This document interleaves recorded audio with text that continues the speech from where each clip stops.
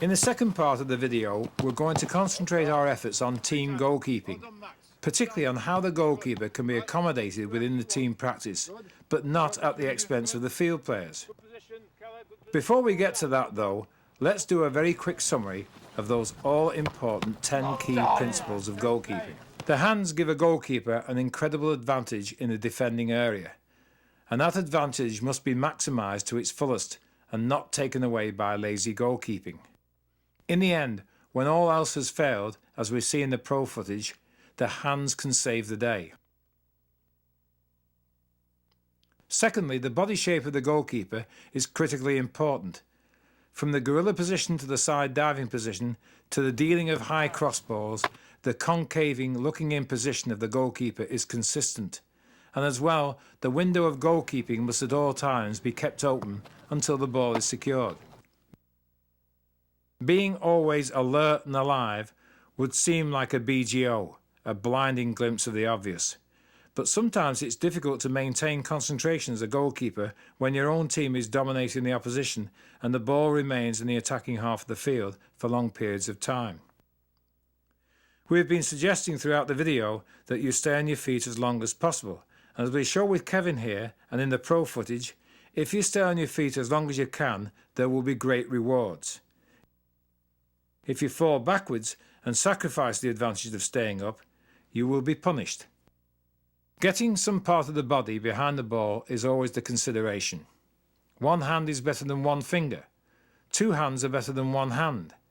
Two hands and some part of the body will give that additional insurance for those times when the hands don't work quite properly. And the next principle, the set consideration, is the one time when the goalkeeper isn't moving, with the keeper ready to react for the next piece of action, usually a shot. From the set position comes our next principle of react, do not anticipate.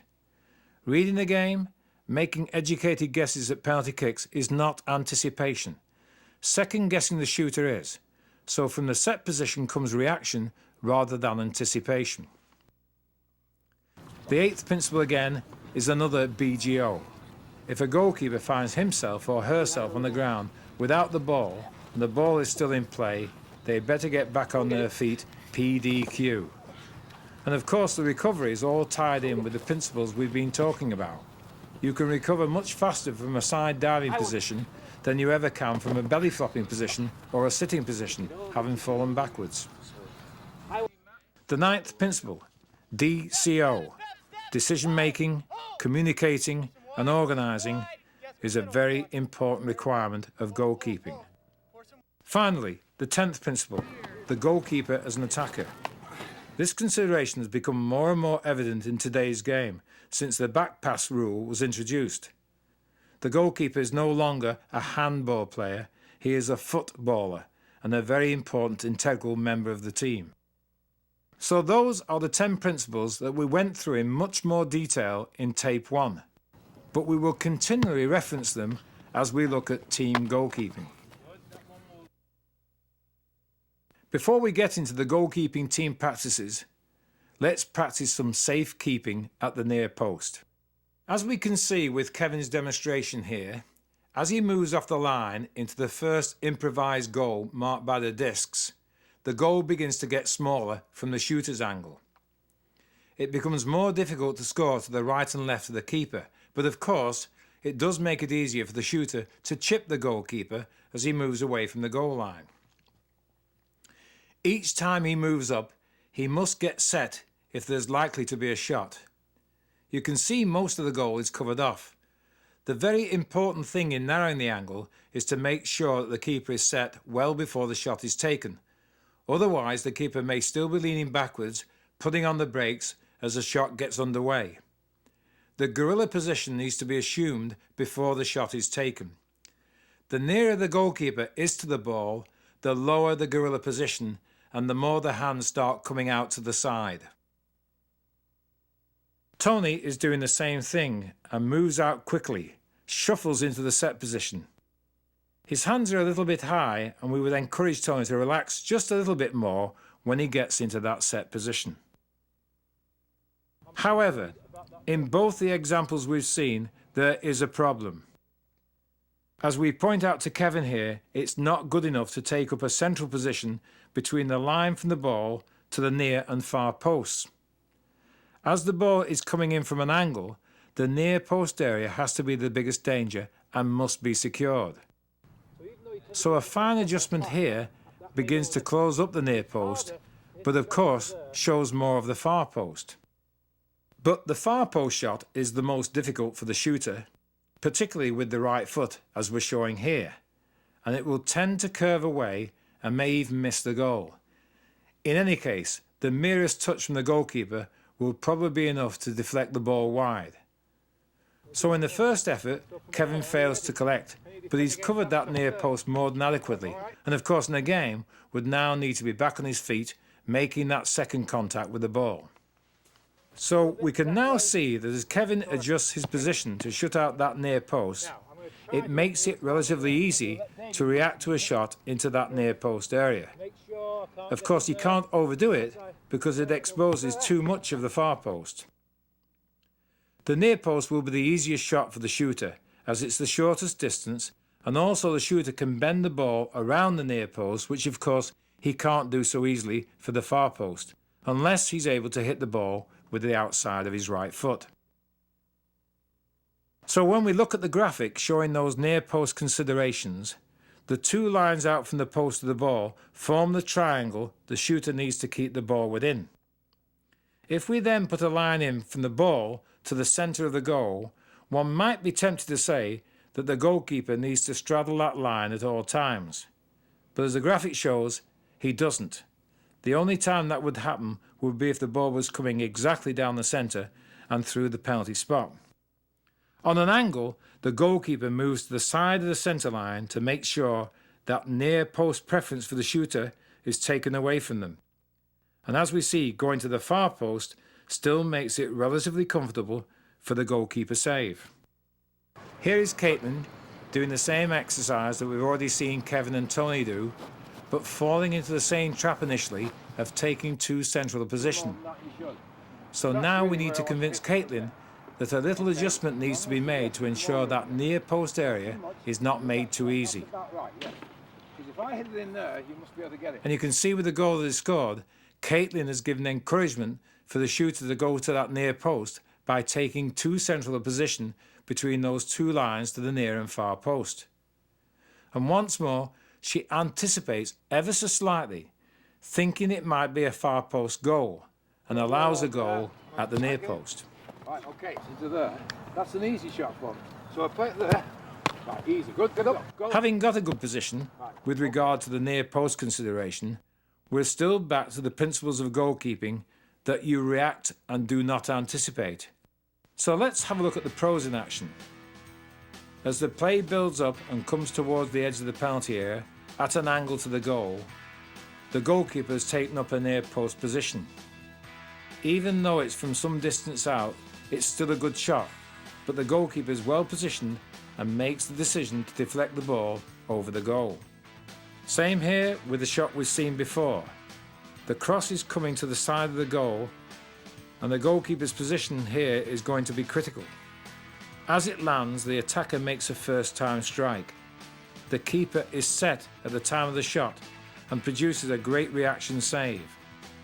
It's interesting to note, though, that there appears to be a little bit more of the near post exposed than perhaps one would normally like, and had the shot gone into the near post, the question is, could the goalkeeper have reacted from that situation to make the save? This is purely academic, as the goalkeeper saves the day. Here again is our goalkeeper shuffling back into position. Even with the play outside the penalty area, he needs to be very aware of that near post area, because if the attacker hit a shot now and caught the ball with the outside of his foot and it swerved into the top corner at the near post, it would be a goalkeeper's error if it went in. Here, the goalkeeper eliminates that possibility and then attacks the ball from that near post area and makes a very good save. In this situation here on the through ball, the keeper has come out and narrowed the angle and shut out that near post. Of course, this does make it more difficult to make that far post save, but as you can see on the shot, the keeper is still able to make a very good deflection save. Once more, an attack coming in from the side of the box. The goalkeeper is very concerned about that near post consideration and is covering the near post, quite rightly, ensuring that there is no way that a shot can enter the net. We need to practice as we play, and we'll see in the team practices later that we will set up situations very similar to this. More near post action. The goalkeeper takes up an advanced position, but covers off the near post in particular for this shot.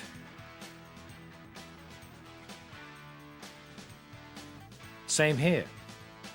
The easiest shot for the attacker would be the near post if it was left unguarded by the goalkeeper, and the most difficult shot to hit is the far post. The keeper is perfectly positioned, but in the end doesn't stand up, falls backwards and gives away the advantage that the keeper had a split second before.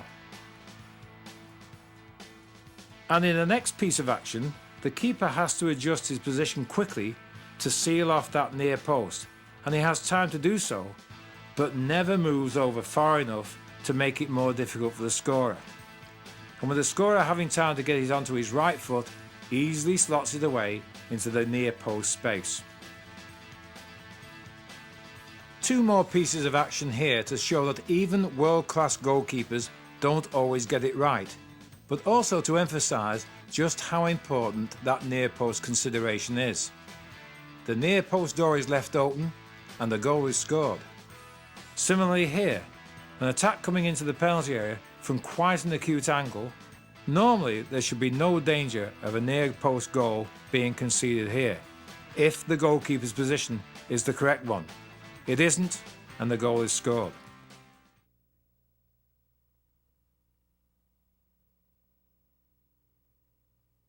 As the graphic shows, 3 goals have been improvised in an 8-yard equilateral triangle, policed by our 2 goalkeepers.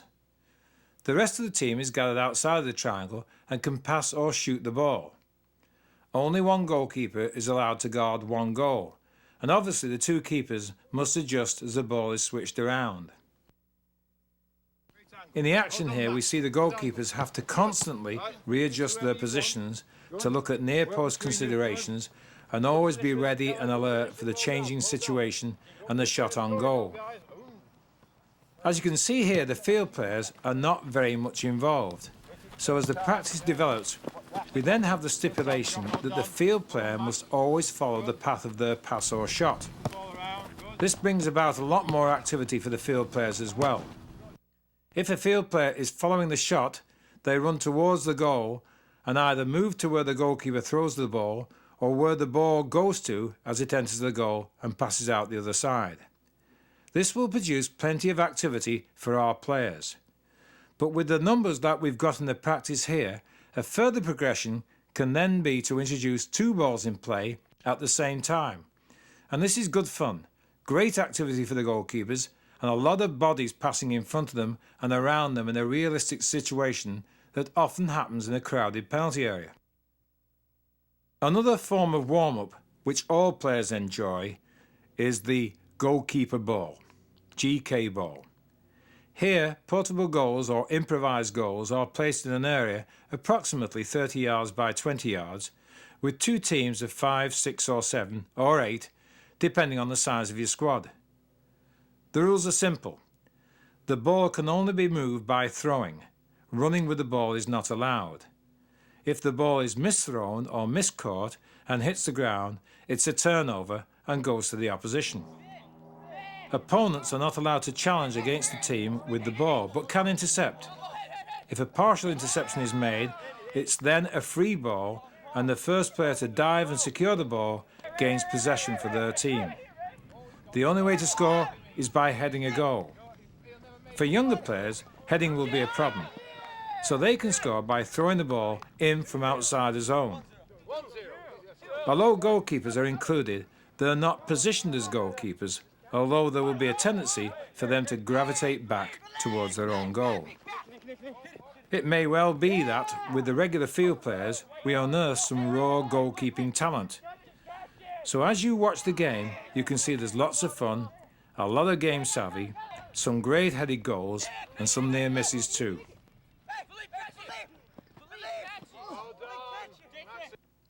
In the graphic, we see how this practice operates. There are two files of players outside the penalty area. One of the players at the front of the file has the ball. It doesn't matter which one. The ball is played into the server, who sets it up, right or left, with the condition that when the ball is received inside the penalty area, it has to be a one-time, first-time shot. The player who doesn't receive the ball makes a run towards the goal, but times the run so that if any rebound comes off the goalkeeper, he or she is arriving at the right time to convert the rebound into a shot on goal. The coach can be the server, or it may be better to have an assistant coach as a server and for the coach to go behind the goal and give information and advice to the goalkeeper.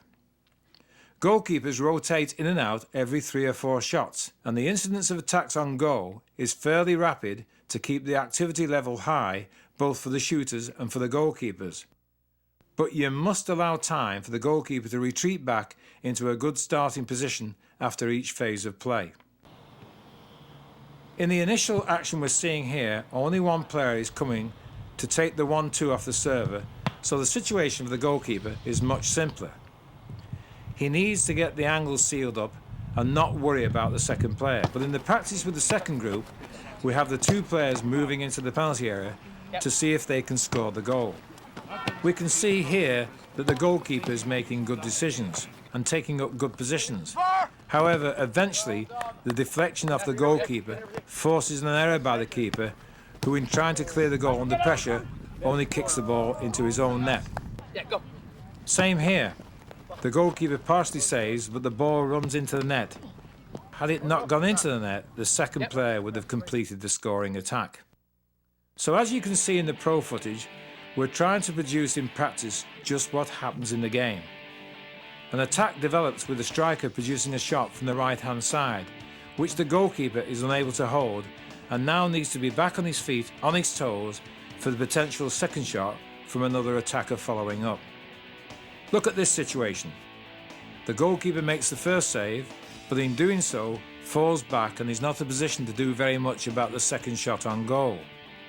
Coming out to narrow the angle, the goalkeeper's gone fishing, but is in a great position to make sure the ball doesn't end up in the net and has forced the error from the striking player.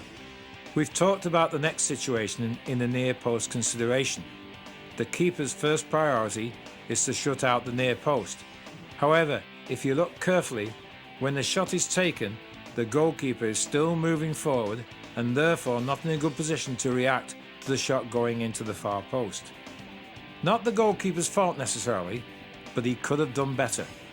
In the next sequence, the goalkeeper is not moving forward just before the shot is taken. He gets set and is therefore able to react to the shot that's going towards the far post and produces a top-class save. In the side kick practice, as you'll see in the graphic, we are replicating a situation that occurs very often in the game. An attacking player gets down the side of the penalty area at an angle to the goal and is left with the option of shooting for goal or pulling the ball back to an incoming teammate. The organisation is to have 2 teams, one fielding the balls behind the goal and the other team on the field. Our goalkeepers rotate in after each attempt at goal, and the server needs to decide whether he shoots at the goal, particularly if the goalkeeper is anticipating the cross, or whether he pulls the cross back to the incoming players. It's also very important that the players moving in to shoot at goal delay their run in readiness for the pullback from the server. As we see in the practice, Coach David is our server. It's important to have a realistic service to replicate the conditions that would happen in the game. A very slow ball across the goal is unrealistic, as defenders would most likely clear that ball. The coach here plays the ball with the first touch and then shoots or crosses with the second touch just beyond the front cone marker. The keeper, having defended the near post, moves quickly across the goal and then gets set, or half set, to make the reaction save, which in our first example is a very good save. Let's have a look at the same situations with the pros. As we said earlier, these types of situations we've just been practicing do occur frequently in the game. And this action here is a replica of the areas we've been taking the shots from. In this case, the shooter decides the shot is better than the pullback, but because the keeper is perfectly positioned, he is able to beat the shot away. However, in the next piece of action, the keeper decides that as the ball is pulled back, he is going to try and intercept the ball. Unless goalkeepers are 99% certain they can do this, they would be better recovering back across the goal rather than being, as our keeper is here, out of the game, lying on the ground when the next shot comes in. Even then he nearly pulled it off, but loses out on the third shot. A similar circumstance to our practice situation here. On this occasion, as the ball gets towards the angle of the 6-yard box, the goalkeeper has come 3 to 4 yards to the side of the near post. This gives very little time to react and further exposes the far post area. What's more, the goalkeeper decides to take a gamble to see if he can intercept the ball as it's pulled across him. The goalkeeper wouldn't be held accountable for this goal, but more could have been done to make it more difficult for the attacking team.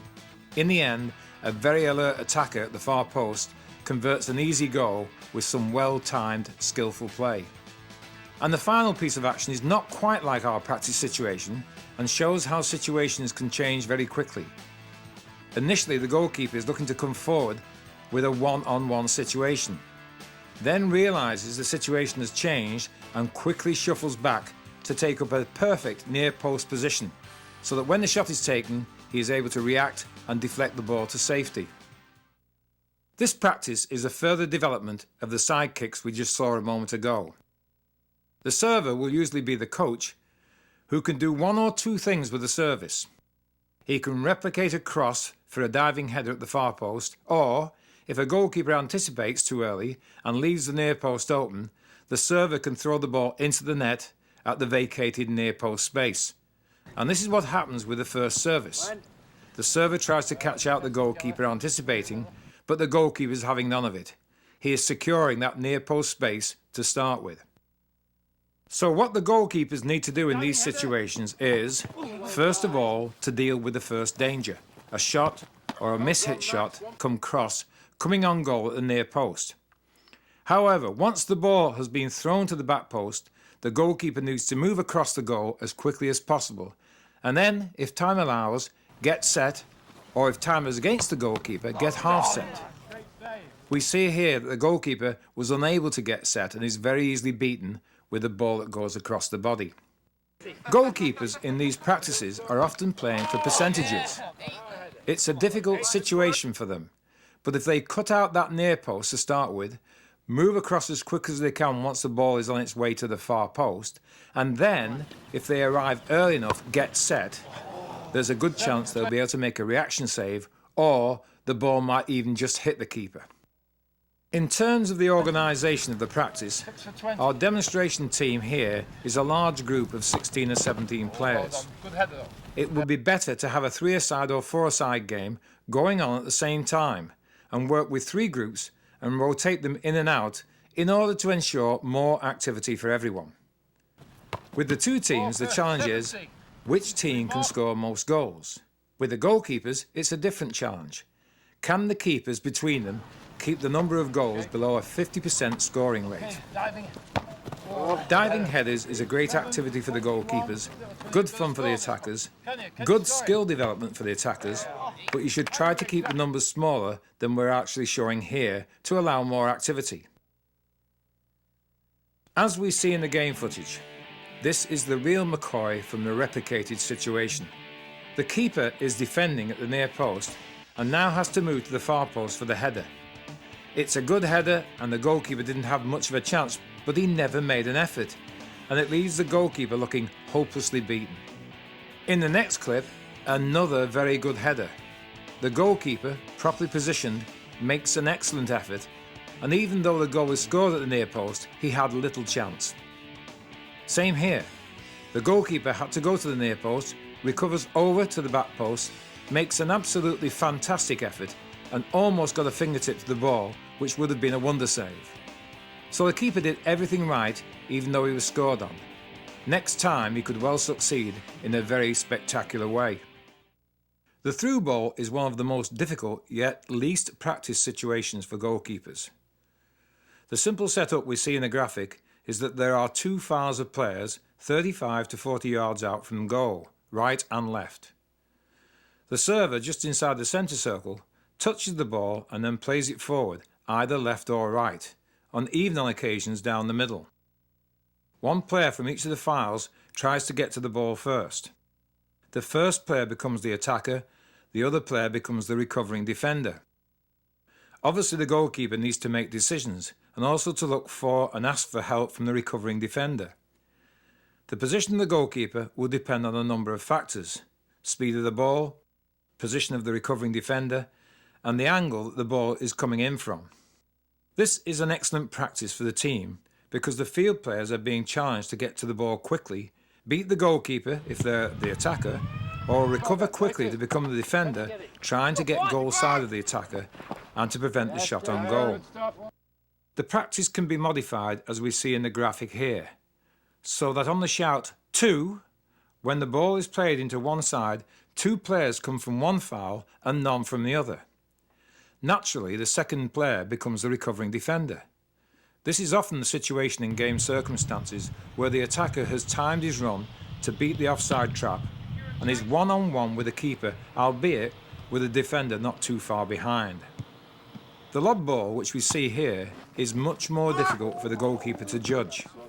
As it bounces, it makes it easier for the attacker to lob the ball over the outcoming goalkeeper. With rapid service and a rotation of goalkeepers, there can be a high level of activity in this particular practice, even with numbers in a squad of 15 or 16. From a goalkeeper's perspective, the first thing is, where is the starting position? And with the service coming from just inside the halfway line, the goalkeeper should be able to be at least up on the top of the 6-yard box. It would take an incredible shot to dip the ball over the goalkeeper from there, particularly with the goalkeeper recovering backwards. So as the ball is played, the goalkeeper has to make a decision. Can I get to the ball first? Well done. The pro footage shows just why we've been doing this through ball practice. The white attacker gets away from a just onside position, leaving it 1 versus 1 with the keeper. A difficult situation for the keeper, but we've looked at this before and said that when caught in these situations, there's not much benefit in retreating if, when the shot is taken, the keeper finds himself falling backwards and therefore unable to make a good reaction to the shot. Same here, very much a 1 versus 1 through ball situation that we've been doing in practice. Here again the goalkeeper begins to retreat and as a result is not in a very good position to defend a low shot that actually goes through his legs. A diagonal ball here springs the defensive trap and leaves it one-on-one with the goalkeeper, who comes out aggressively and makes a decision to go to feet. Another long through ball penetrates the defence and leaves the goalkeeper stranded 8 yards out from goal. One of the reasons we were using that lob ball practice on the through balls. What could the keeper have done here better? Not come out quite as far, because you've always got a second chance if you're reasonably close to the goal line. In the action here, a high through ball coming into the penalty area leaves the goalkeeper with a dilemma. Should he come? Should he not? But as his defender comes more into contention, the goalkeeper decides to back off and reposition while the defender goes about his business. The defender forces the attacker wide, but then goes to ground on a failed sliding challenge. But he's already done a good job for the goalkeeper in making the angle an acute one, and the keeper is then able to move forward to charge the shot down. Another through ball splits the red defence, and the keeper moves out, and then holds his ground as his fellow defender begins to move in on the attacker. He repositions, and because of the good decision and the good position and the great reaction, saves the day. Another tricky situation for the keeper on the through ball, with the attacker clearly in charge of the situation and with defenders flailing. The keeper makes a good decision to stay on the feet, keeps his body between the ball and the goal, and eventually blocks the shot. We cannot say there is one way to deal with these situations. All we can do is to put goalkeepers into realistic practice situations and work with them while recognising the value of the 10 key principles of goalkeeping. Here is Kevin, once again, to demonstrate the hands as the leaders and as the protectors. As Coach David comes in to kick the ball, the hands are to the ball, the head is protected by the hands and arms, the body is coming across the goal, and the upper leg elevated to form a bigger barrier. And with an excellent chance as the striker hits the ball, that the ball will be deflected away from the goal into a safer area. On the other hand, if the keeper, as Kevin demonstrates here, corkscrews and comes out the other way round, and even though that may be the side the goalkeeper prefers to dive on, you can see that the body and the legs are protecting very little of the goal. And if the ball was kicked out of Kevin's hands, it would tend to be deflected across the middle of the penalty area, making it easier for the opposition to convert the rebound. Some keepers come out at the feet of the opposing striker feet first with the hands by the side. It's another way of doing it, and as you can see here, covers off the goal quite well. The problem is, if the ball hits the soles of the feet, it'll rebound back into play. And if the striker takes evasive action, it's going to be extremely difficult for the goalkeeper to recover back onto his feet. But we've got to be careful that we don't say there is only one way of goalkeeping, because it will depend on the abilities, the size, and the varying characteristics of each goalkeeper. Because the one-on-one situations produce the most dangerous circumstances in the game, it is a great advantage for youngsters to learn how to deal with this long before competitive 11-a-side soccer begins. We said in part 1 of the video that all young players are strikers, defenders and goalkeepers. They should not have permanent positions until much later. Almost all children like to dive and tumble. In the warm-up phase of the team goalkeeping, we played the GK ball game. Here we're using the same field dimensions, 30 yards by 20 yards, where a halfway line is set up 15 yards across the middle of the field. The rules are simple. No player can go across the halfway line, but obviously the ball can. With teams of 5, including a goalkeeper, they are arranged 3 field players and a goalkeeper in the defending half and 1 attacker in the attacking half. This means when the goalkeeper gets the ball, he has relatively easier alternatives to maintain possession with a 4-against-1 situation. The idea is for the 4 to put themselves in good shooting positions at the goal. The 1 attacker in the front half is always looking for rebound goals. Here's what is called the sniffer, who is always trying to sniff out a half chance or get onto a rebound. The sniffer will be the hardest working player on a team, so it's important to change him or her around every 3 or 4 minutes. With 3 goalkeepers and a squad of 15 or so, you could have a situation where 3 teams rotate every 3 or 4 minutes. What the game produces is good passing for the field players, creative play and opportunistic and optimistic play by the sniffer, shots from 15 yards or more for the goalkeeper, often with vision impaired by players in front of the goalkeeper, and always the risk of a deflection shot. It's important the goalkeeper dominates the practice by giving instructions to his or her teammates and by good supporting play, so that the keeper is always positioned to receive a back pass. The quality of the ball from the goalkeeper to the players has to be good. One rule, though, is that goalkeepers cannot score themselves, and this means they must be responsible for first-class distribution. We practice as we play, so when we watch the pro footage, we see almost identical situations to some of those we've been watching in the Big Shot game. A shot from outside the penalty area takes a deflection, and the goalkeeper must try to adjust even though he's already committed to the dive, and in this case, didn't quite make it. Another shot here from the edge of the penalty area is safely secured by the goalkeeper, who had moved out 4 yards to narrow the angle. Another possession play, this time outside the penalty area, and then eventually a long-range shot past defenders. It probably meant the goalkeeper didn't get a good view of it until it was much closer to the goal, hence the deflection save. This time, a build-up of an attack finds a player unmarked, our sniffer in the practice, and he clinically scores. Another deflection here causes problems for the goalkeeper on this long-range shot, as it comes off the heel of a defender and is curving into the goal. A good adjustment by the goalkeeper saves the day. And in his final bit of action, a similar situation to some of those in the big shot practice. A longer range shot is not collected first time by the goalkeeper and it rebounds towards the sniffer. But because the keeper makes a very good recovery, he is able to make what appears to be a fairly simple save. The graphic shows the near and far practice, where the ball is brought in from the flank up towards the angle of the penalty area and crossed to the area in front of the goal for runners going both to the near and far post. From a goalkeeping perspective, the first thing is to take up correct starting positions, relative mainly to the cross, but also to a certain extent to the players.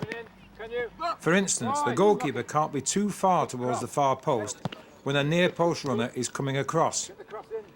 The coach starts by playing the service in. Another alternative is to let the players serve the ball to themselves. On the first touch, the flank players control and set up the ball forward. On the next touch, they cross it. As we see here, it is quite challenging for the goalkeepers. However, the near and far players are restricted to one touch. So if the goalkeeper's not sure that he can get it, then he does as we've said before. If he's in doubt, he does nothing, stays at home, and waits to react to the incoming shot or header. Although we're showing the crosses coming from the right, the coach should also move the starting positions to the other side so that field players become proficient at left-footed crosses as well. In the game footage, the cross we're about to see is coming from almost the same position as we were crossing from in the practice. A good bending cross to the far post means the goalkeeper has no chance to come out and was given very little chance with the header, although he may have stood up a little bit longer. Similarly, with this next piece of pro footage, a bending cross in at the near post and a diving header by the attacker produces a spectacular effort. Not the fault of the keeper, but he did end up anchored to the ground. Once again, another cross, similar to the ones we were setting up in the practice with the service coming from inside the box. Another very telling cross in behind the defence makes it just about impossible for the keeper to come out for the ball, and the header back across the goal made it extremely difficult to produce any type of reaction save. Another testing cross, another very good header, and a great effort by the keeper who almost kept the ball out of the net. This time, good decision making by the goalkeeper. He cannot get the ball but repositions himself for the impending shot, and had the shot been on goal, was in a great position to make the save, although it does appear that he's falling backwards a little bit at the very last second. We've seen this before, but it's certainly worth seeing again. The goalkeeper covering the near post and coming out to gather the ball before the attacking red player can get to it. This time a cross from a deeper position sees the goalkeeper making a fine catch beyond the far post. Finally, a little bending cross behind the defence. A good header from a difficult position, but an even better save to prevent the goal. The graphic shows a team practice that is working on build-up play, culminating in a cross. The ball is played from a deep position into the central striking player, who lays off the ball and begins to spin away. The player receiving the return pass plays out either right or left and then continues forward in an effort to meet the cross. The two strikers work out who is going to make the near post run and who is going to make the far post run. So it won't necessarily be as we see here in the graphic, as the near and far post runners often cross over. The player on the wing side, away from the ball, moves in to support a long cross over the top. The rule in the penalty area is one touch only, as otherwise it would make it unrealistic for the goalkeeper. While the main beneficiaries of the crossroads practice will be the field players, it's still a good opportunity for the goalkeepers to fit into the team practice and deal with situations that are realistic. Do they come for the ball? Do they catch? Do they punch? What position do they take up for the impending header or shot? Can they make the save and not give up a rebound? To make the practice even more realistic, a defender can be added to assist the goalkeeper. Now the goalkeeper has to direct the defender to either the near post or the far post areas and then make a decision whether it's going to be the goalkeeper's ball or the defender's ball, and to communicate that decision to the defender. In the pro footage, we see the goalkeepers are having to deal with these difficult crosses from similar circumstances to our crossroads practice. The quality of the crossing is so good, it gives the goalkeeper little chance to come for the ball. All they can do is take up good positions and react to the header. Here we have a great cross, a great header, and an outstanding effort by the goalkeeper. And in the next piece of action, the goalkeeper is beaten and is not to blame for the goal, but could have at least tried to make some effort to get a hand to the ball instead of being caught flat-footed. We've seen this action before, and the keeper makes an early and good decision and follows it with some spectacular goalkeeping. Same with this action, where the crosser has gone deep to the goal line, but the goalkeeper is able to make a comfortable save.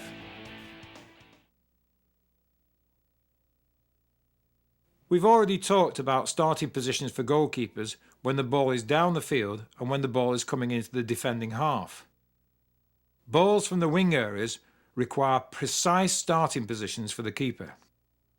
In the first example of a cross from just outside the angle of the 18-yard box, if the player is to in-swing the cross with the left foot, the keeper must make sure that the near post is shut out and the keeper is no more than 1 or 2 yards off the goal line.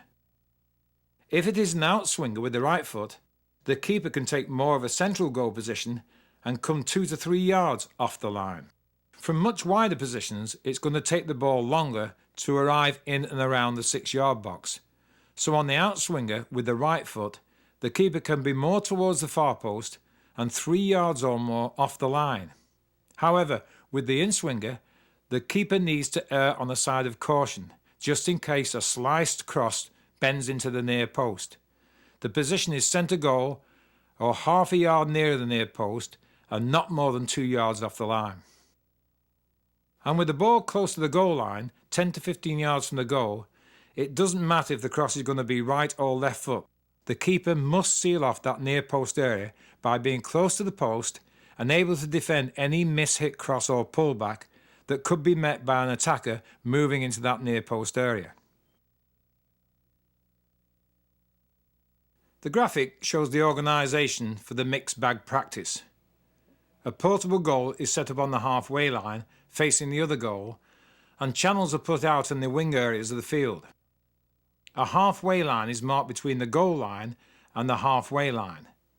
The team is arranged with a goalkeeper at each end and 2 defenders playing against 3 attackers. This will of course depend on the number of players you have, and adjustments can be made accordingly. In the outside channel are 2 neutral players. They play with the team in possession when the ball is played to them. Their job is to cross into one goal or the other. Offside applies, so it's the task of the goalkeeper to organise his 2 defenders and not allow them back into his 6-yard area. As well, the starting positions of the goalkeepers are critical, and if the 3 attacking players organise themselves well, at least one attacker will be making runs into that near post area. This should force the goalkeeper to think very much about covering that near post zone. The goalkeepers are encouraged to switch the ball when they receive the play from one side by throwing it out to the other. This is the right mindset when playing in an 11-a-side competitive game. The ball comes from the crowded area on one flank, and the ball is then thrown out, switched, to the weaker side. Of course, in a game, the goalkeeper thinking, first and foremost, is, can I get the ball thrown or kicked forward to make quick penetration into the other half of the field? When a cross is played in, play continues until that phase is finished. So if there are any loose balls, attackers can get onto them and shoot at goal, or defenders can play the ball wide to set up the attack the other way. It's very important that the goalkeepers, having secured the ball, make good throws out to the flank players. As you can see here with the error of judgment the goalkeeper makes here, that these are very testing circumstances where mistakes will be made, but this is realistic goalkeeping practice. Should they come? Should they stay? Should they catch? Should they punch? How do they organise their defence? As we move from one group to another, we can see that the playing circumstances are much better, although the nature of the practice stays the same. The goalkeepers get in the habit of receiving from one side of the field and throwing out accurately to the other. It's amazing when you get into this type of practice that the goalkeepers fail to relax even on simple techniques, and that's why our goalkeeper here failed to catch the cross. It's another very good reason for practicing in these type of situations. As well, we can see in the build-up here that the coach changed some of the conditions by allowing the goalkeeper to throw into the front players, who are then able to build up a central attack or play it wide in preparation once more for a cross. If the practice is geared towards crosses and goalkeepers dealing with crosses, then the coach can condition the game so that the ball must always go wide at some stage, and then the ball is played in as a cross ball. So as the mixed bag practice builds up, other conditions are introduced to make it much more of a regular game-like situation. The ball is played in from the flanks, played back out to the strikers, and shots taken from central positions. One problem that frequently occurs is getting the right quality of crosses to test the goalkeeper. Often the crossing players in the outside channel go deep towards the goal line and end up pulling the ball back and away from the goalkeeper. To force difficult diagonal crosses to be landing in and around the 6-yard area, you will see in the graphic that we've put in lines as an extension of the 18-yard line to force the cross to come from a deeper position, and this will definitely challenge the decision-making requirements of the goalkeepers. Our game footage shows just why we need the mixed bag practice. The ball is played into the outside area where we had our channel and then crossed in almost on the 6-yard line. It was a great cross and a difficult ball for the goalkeeper to deal with. He reacted well, but not quite well enough. This time from the outside channel, an in-swinging cross. And these types of crosses are very difficult for a goalkeeper to judge. The attacker makes contact with it about 9 yards from goal and produces a good downward header just inside the near post. The keeper here has decided not to come, quite rightly, and makes a great reaction to the header and deflects the ball for a corner. This high looping cross we've seen before, and it tests the decision-making qualities of our goalkeeper. He decides to hold his position in readiness for the header and then makes a very good reaction save. Note the starting position of the keeper here as the attack builds up in the wide channel, and then a very early decision is made to come for the ball, which he gets to, and this is first-class goalkeeping. Note again the starting position of the goalkeeper as the ball gets towards the goal line and is right out on the touch line. Because it's going to be an out-swinging cross with the right foot, the keeper has come 2 yards off the line and is more towards the far post position than we've seen in most of the crosses so far. But in these circumstances, it's the right position, and he ends up making an easy catch, well protected by his defenders. A very early decision by the goalkeeper to come out, and the timing of the punch is executed perfectly, but it does require a very early decision and very fast action. Even so, the punch didn't quite go far enough away from the danger area, but far enough for the goalkeeper to be able to go back to adjust his position. In the next piece of action, a high cross from a deep position is going way beyond the far post. These are extremely difficult crosses to catch if you're moving backwards and unable to see players who may be coming into challenge. However, the keeper makes a very good catch under the pressure of an attacking and defending player. The graphic shows the organisation of our Super 8s game, or Super 9s or Super 7s depending on your numbers. The Super 8s field is half a soccer field plus 18 yards. A portable goal is put on the line 18 yards beyond the halfway line. If you haven't got a portable goal, use cones or corner flags to improvise a goal. 8 players, a goalkeeper plus 7 outfield players, play against another 8 players, or whatever numerical arrangement you have to make. The game borrows from the old North American Soccer League rule in using thirds of the field for the offside arrangement. If the field is 75 yards long, then lines marked in by coaching discs are put in every 25 yards. The rule is offside only applies in the attacking thirds of the field. You cannot be offside in the midfield third. This replicates most of the rules of the 11-a-side game, but gives the space in the midfield in which to play. From a goalkeeping perspective, the offside rule is very important as the goalkeeper organises his or her defence and is able to push them up towards the top of the defending third and then deal with the space behind, as would a sweeper keeper. In a regulation field 75 yards wide, it may be beneficial to narrow the field a little, but this once again requires organisation time. As we can see, the Super 8's game brings all the thrills, spills and realistic situations of the 11-a-side game. It's very end-to-end. And the goalkeepers will see more action in a 20-minute Super 8 game than they may see in 5 or 6 regulation games. The keepers cannot lose concentration or relax for 1 second. As well, the use of the ball is critical because the keepers don't have quite the same outlet of the long kick forward. Just look at some of the situations and the decisions that the goalkeepers have to deal with here. The ball is played through into the attacking third, and the goalkeeper has to make a quick decision with regard to dealing with the ball.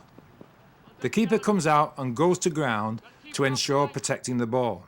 Now the keeper is the first attacker, so where should that ball go? And it was a somewhat risky throw that put his own team under pressure. Fortunately, a good decision by his teammate to turn out and go down the line prevents the ball being won by the opponent. Within a space of seconds, another attack is built on the goalkeeper as a diagonal ball is played into the front third, the goalkeeper's defending third, and another decision has to be made. Should he stay? Well, it's pretty obvious that he should have stayed and taken a more conservative approach to the situation that was developing. Having made the error in judgment, the last despairing act is to put the hand in the air in the hope for an offside call. And who can blame him?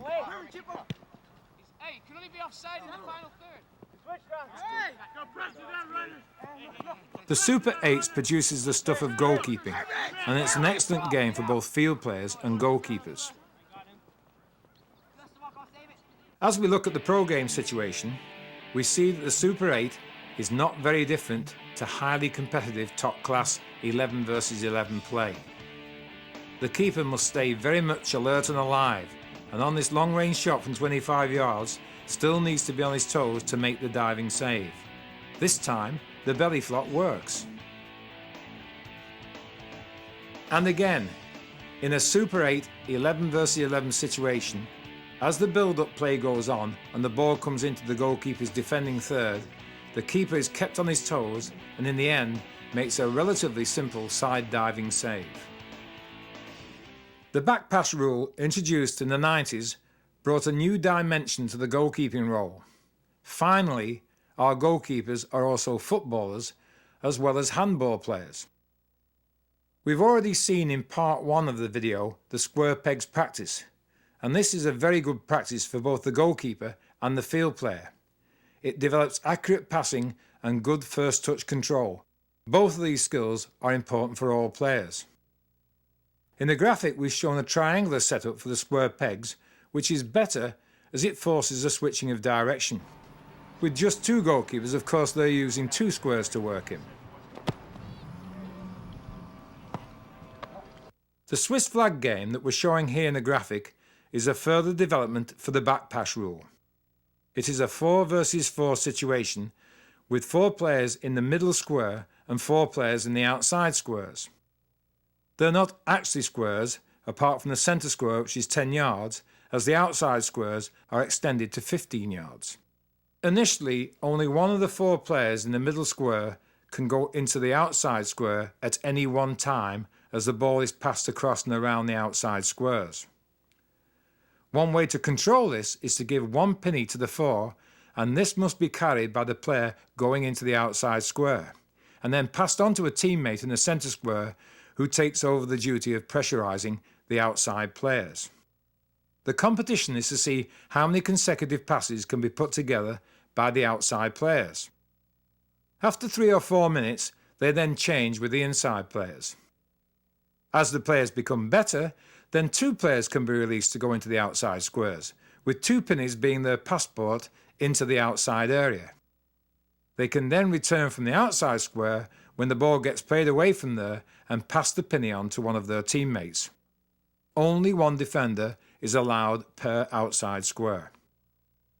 Of course, the ball can be played over the top, not just to the side squares, but that's a much more difficult pass for the outside players to make. This practice is good fun, very appropriate both for the field players and the goalkeepers.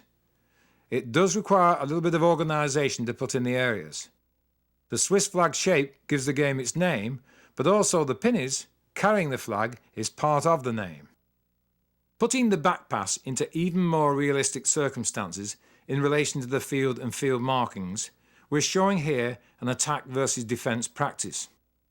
5 attackers are playing against 6 defenders and the goalkeeper.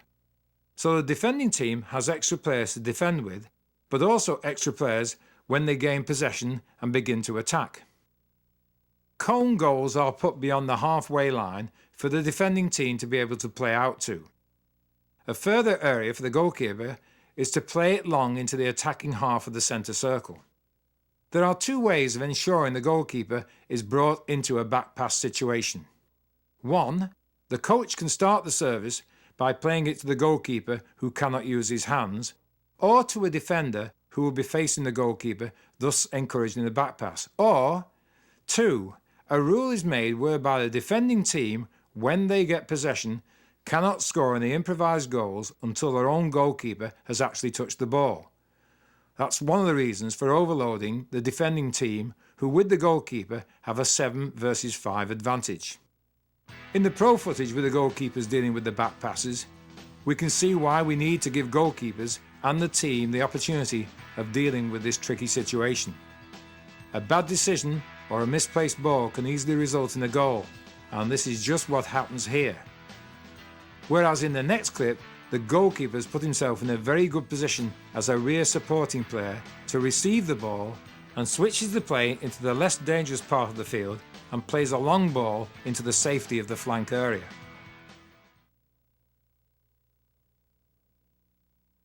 Set plays, particularly penalties, corner kicks, free kicks and throw-ins, account for a very high percentage of all goals scored. Depending on the level of competition, it's anything between 20 and 50%. The penalty is the highest scoring set play. Set plays are sometimes called dead ball situations because after a stoppage, the game is restarted with a static ball. Kickoffs, goal kicks, free kicks, penalties are all dead ball situations, as is the throw-in. We know that penalties account for the highest number of goals scored in set plays. Therefore, it's logical to say penalties need to be practiced, not just for normal game circumstances, but these days the penalty shootout is the method of choice for most tournaments that need to have a winner after games are tied at the end of regulation play and overtime. There are many theories about how to score penalties and how to save penalties, and we're not going to speculate here on all the theories and the tricks of the trade. What we are going to say is that they must be practiced so that goalkeepers feel comfortable when they're facing the penalty kick situation. Ray Clements, the former England goalkeeper, now a goalkeeper coach, talks about the 5 main areas for penalty taking. Area 1 is that space to the side and below and above the goalkeeper standing centre goal. Any penalty coming into that area, providing the goalkeeper doesn't anticipate, is most definitely savable. The next 2 areas are those towards the post, up to a height of 3 to 4 feet. A well-struck penalty just inside the post would be extremely difficult to stop unless the goalkeeper had moved along the line early, or it had been under-hit, or the goalkeeper had a good idea of where the penalty was going, and then this would become a calculated gamble by the goalkeeper. The last 2 areas, right and left of the keeper, are right in the upper 90s and very difficult to stop. We talked earlier about the wrong-handed save. So if the goalkeeper were to go for a shot going into the upper 90, the top hand would have a better chance of getting nearer to the ball, even though it tends to be a less coordinated stop than the lower hand. Once again, a very good reason to practice to work out these factors. There are 2 good ways of practicing. Split the team in half, and each player on one team has a shot on goal, and then they change over and go behind the goal, and the next team does the same. If there are 2 goalkeepers, you may assign one goalkeeper to each team. The second way is to actually stage a shootout, because one of the most difficult aspects of the shootout is that all players must assemble in the centre circle. And when it becomes the player's turn to shoot, that player has to make the long walk from the halfway line to the penalty spot, and this can be unnerving. So look at the goalkeeping action again, as the keeper here makes a great penalty save and obviously had some advanced intelligence. This is not anticipating. This is a calculated, educated gamble based on cues from the way the penalty taker shapes up, or from previous knowledge about the preferred way that the penalty kicker prefers to place the ball in the net. Just look at the actions of the goalkeeper here, who holds his position until the very last split second. The kicker is committed to placing it to the goalkeeper's left, and the chances are two things have happened here. One, the goalkeeper at this level of play is familiar with the penalty taker and his preference as to where he puts the penalty kick. But also the second thing is the body language of the penalty taker and the way he shapes to take the kick. This will give cues and clues to the keeper about the way the ball is going to go. In a different example here, the goalkeeper retains a central position once more until the very last split second, when he reads the kicker is going to place the ball to his right, and as a result is able to make the save. Compare that to our final bit of action. Once more the keeper has read the direction of the ball, but is unable to assess early that the ball is going high. His last despairing effort is with the wrong hand, which in this case is not the wrong hand, and he's desperately unlucky as he does manage to deflect the ball, but is unable to deflect it over the goal. So practice will not make perfect on penalty kicks. The goalkeeper will always be at a disadvantage, but practice will increase the percentage chances of saving. In the modern game, corner kicks are only second to penalties in goals scored. It's very important that goalkeepers are comfortable with the team arrangement of players to assist in preventing goals. Just look at our goalkeepers here on the receiving end of some very difficult situations at corner kicks. We've shown two examples of one of the most difficult areas to defend, what we've called the black hole in our set play book and video. It is not our intention here to cover the detail that we have in the set play book and video. Instead, we'll look at it almost exclusively from the goalkeeper's perspective, but with this suggestion: goalkeepers and coaches must between them come up with the best method of defending. The four areas we're showing here constitute the most dangerous spaces from which goals are scored. The first is that one closest to the goal, and a fast in-swinging ball into that area, as we've already seen, will cause great problems. So instead of presenting the detail of the set plays video, we're going to come up with the questions a goalkeeper must ask of him or herself and the coach and the team, and suggest some of the solutions. Number one is the starting position of the goalkeeper. On the in-swinging corner that we're showing here, it must be towards the near post, and the keeper cannot be too far off the line just in case it swings right into the goal at the near post or is deflected by an attacker in that black hole. Secondly, does the keeper have a defender on each of the posts or merely one at the near post? Thirdly, if that ball comes into the back end of the black hole, is that the keeper's ball? Or is another player assigned to deal with that particularly difficult in-swinging ball? Fourthly, what adjustments are made for an outswung cross? Obviously the starting position of the goalkeeper will change, as the keeper can then go more towards the centre of the goal and come 2 or 3 yards off the line. Fifthly, does the keeper feel more comfortable with a player pressurising the corner 10 yards from the corner kicker? 6. How is the team arrangement adjusted when the opposition sends out 2 players to the corner? Obviously a 2 versus 2 is required. 7. What system of defending is preferred by the goalkeeper, the coach and the team? A zonal defending marking system to defend those 4 spaces we earlier identified, or a man marking system with the opposition players picked up 1 versus 1? And finally, 8. If a corner is pulled out beyond the penalty area, Does the goalkeeper tell his fellow defenders to hold their positions, or does he encourage them to move out on block to take advantage of the offside law? And if so, how far do they move out? Second instance, a well-timed run and leap by the goalkeeper, even though there was a challenge, produces a very clean catch. If you look very carefully, you can see that the goalkeeper delays his run by a split second so that when he does arrive to catch the ball, all his momentum is going forwards. Another corner and another clue as the kicker puts up his hand, but that could be misinterpreted because most people think that's a signal for a far post ball, and this one didn't quite make it, but the goalkeeper did.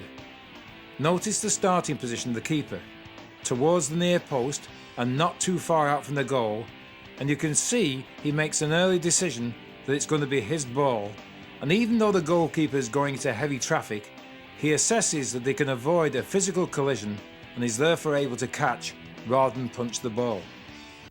The next set play situation that produces many goals is from the free kick. If you look at the first one, part of the problem has come from his own player who is really doing the goalkeeper's job in the 6-yard box. Is this the way to defend a free kick? Similarly, in a free kick from an almost identical position outside the penalty area, this particular goalkeeper has allowed his own defenders to come right back into the 6-yard box. Consequently, a white attacker gets right in the line of vision of the goalkeeper when the kick is taken. Is this the way we want to defend? That has to be sorted out between the goalkeeper, the coach, and the team. And even if the defending team is doing its job, skillful attackers will find a way of overcoming good defending, and this great curling shot round the wall didn't take our goalkeeper by surprise. He was ready and made an outstanding stop. We've gone into a lot of detail in our set plays video on the organisation at defending at free kicks. And the purpose of this video is to look at the goalkeeping role, albeit with a team perspective. In the graphic, we see that when the ball is in the opposition defending third, there really is no danger of the goalkeeper being scored on directly.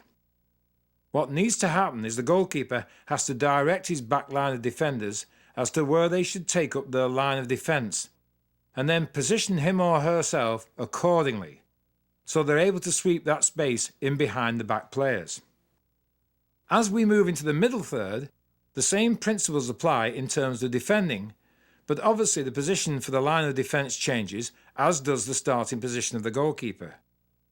From here, it's feasible on a direct free kick that somebody could score with a big kick, and so the sweeper keeper is now positioned at the top of the 6-yard box. And now, as we enter the final third of the field, we look at our critical defending areas, and we've identified 4 key areas from which free kicks need a different type of organisation.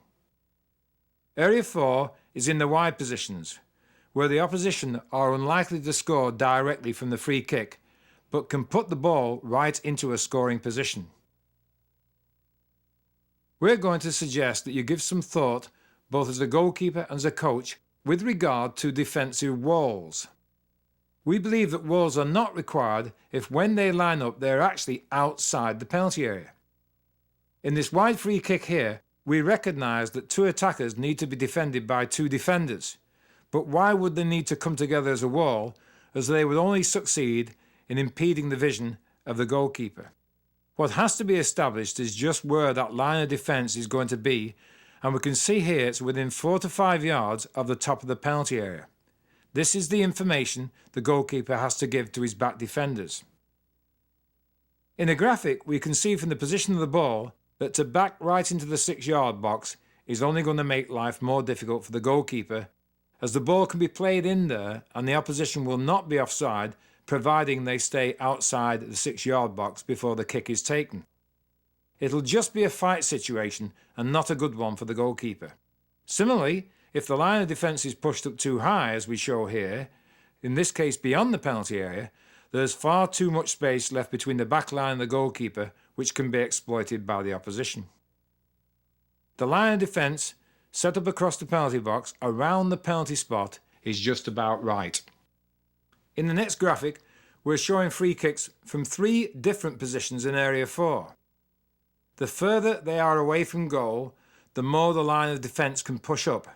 So in the first instance, they're up towards the top of the penalty area. However, the goalkeeper will need to eyeball the situation and give very clear information. 18-yard line. Between the penalty spot and the 18-yard line. Penalty spot. 6-yard box.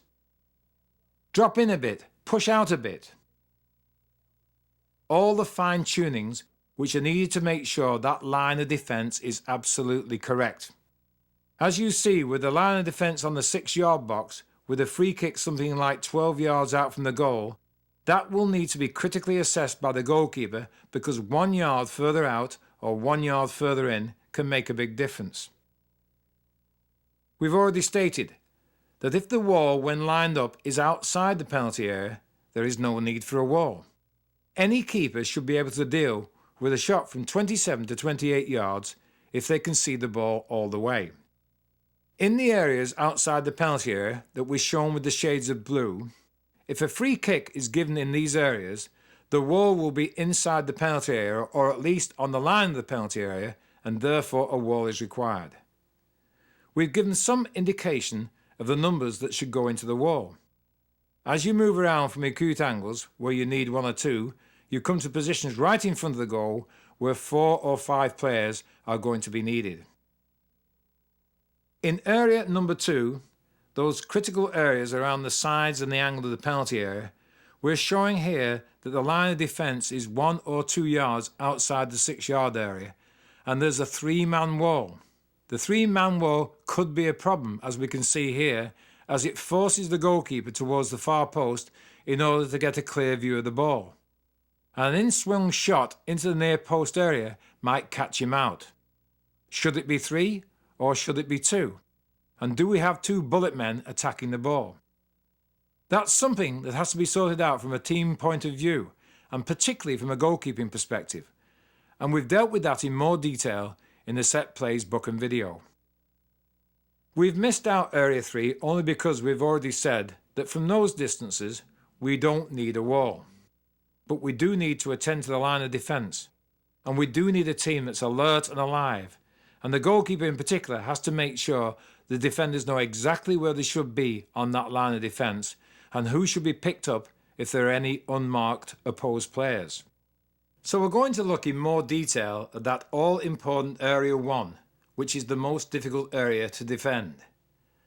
As soon as that free kick is given, this is where the goalkeeper must come up with quick information and solutions for the team. These are the questions that must be asked. Do you need a wall? How many go into that wall? And this information is shouted to the team. Is the situation on the right-hand side of the wall okay? And it looks to be so here because it's 1 against 1. Who lines up the wall? This is a particularly controversial area. Do you have a recovering attacker running back from upfield who directs by hand signals the inside player on the outside of the wall? What happens if our aligning player moves into a crucial defending position and the opposition either move the ball or the referee forces the wall back and the alignment is not quite right? Certainly the goalkeeper needs to be offering direction for the readjustment of the wall. The goalkeeper needs to instruct his defence not to drop too far back. Normally, the line of defence is taken from the wall anyway. And then there's the bullet man, the player who is going to come forwards quickly to pressurise the ball on a direct or an indirect free kick.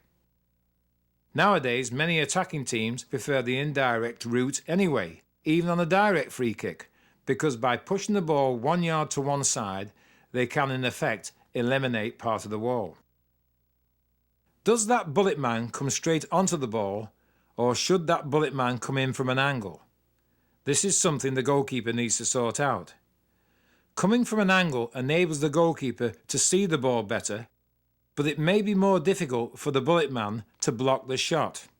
Also, we need to look at indirect free kicks within the penalty area, particularly now with the back pass rule, as this sometimes catches out the goalkeepers and leads to indirect free kicks being conceded.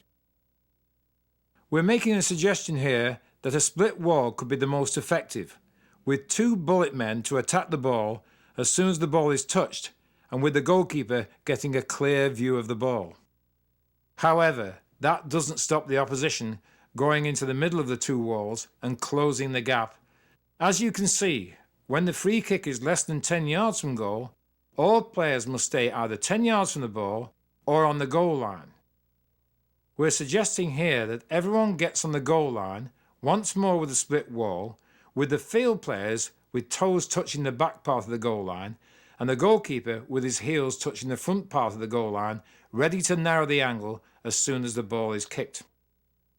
So lots of detail here, but very important detail, and these are situations that need to be discussed and sorted out by the team coach, and of course the goalkeeper. And finally, the safekeeping seal. Do you have a jumping wall? We suggest you think of 2 different areas. If the free kick is right in front of goal, a jumping wall may allow a shot to go underneath the player's cleat, perhaps even with a deflection off the cleat or shoe, and leave the goalkeeper with very little time to react or recover on a deflection. However, from the angles of the penalty area, it's a different situation. A leaping wall makes the wall higher and helps negate one part of the problem where those shots that are bending up and over the wall and in under the crossbar at the near post are particularly difficult for goalkeepers. Another 12 inches added to the height of the wall would be very useful. And a shot being hit underneath the wall from this angle has to travel much further and will give the goalkeeper much more time to assess, reposition and make the save.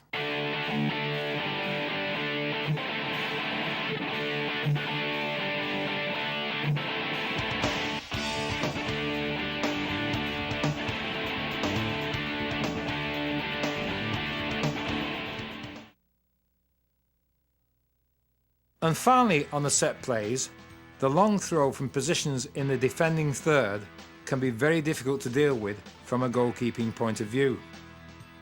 The trajectory of the ball is different than anything else the goalkeeper might experience. The ball is starting off 6, 7 or 8 feet off the ground and is looping into the danger area. You can see with this long throw in here the confusion it causes, and it only needs a little deflection for the header to sneak in at the far post. Should the goalkeeper come for these balls? Or should he leave it for the defenders to make the challenge? All we can do is to make certain suggestions that we have here in the graphic. With the player who is throwing the ball and the attacker who is on the goal line, we do need 2 players to deal with that situation to produce a 2 versus 2. Remember, the attacking team cannot be offside directly from a throw-in. The long throw from the example we've just seen in the pro shot is landing in that near post area. Most teams these days feel it is better to mark any target player in that area both front and back. And that's okay, but even that can cause confusion and deflections to take place because of 3 players attacking the one ball. What we have done in the graphic is different from the pro footage. We have treated the long throw as a corner and put defenders on both posts with the thinking that it eases the burden on the goalkeeper with regard to should they come, should they stay. The goalkeeper knows that if he or she comes for the ball, there are 2 covering players left behind. And we also see in the situations towards the far post, 2 players are covering that space, but also marking the players who are looking to get on to any flick on that deflects through to the far post area. So if we look at that pro action again in slow motion, you can see the ball dropping into the area and coming down very quickly, a difficult situation for the goalkeeper to deal with, and he needs to cover that near post first. But when the ball deflects to the far post, there is no one to cover the far post. Of course, there are no hard and fast rules in soccer, but with 2 players on the near and far post, the defender at the far post would have met the deflection and cleared the ball.